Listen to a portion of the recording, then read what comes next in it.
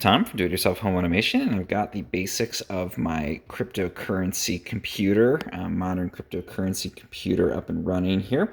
I showed before how I have been setting this up using a bill of materials that's primarily totally new components. I don't have the PSU or the GPU rather in here yet, but you can see all of my chips are in. I've got the little M2 memory down here. I've got my RAM.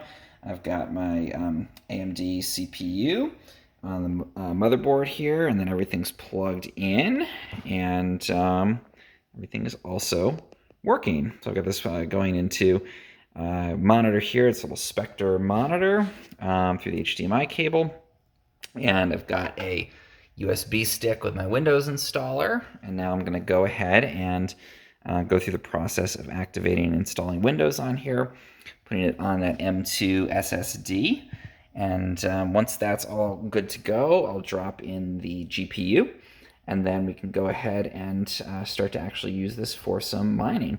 So that's where we are at the moment with this build. Everything's set up and seems to be working great so far.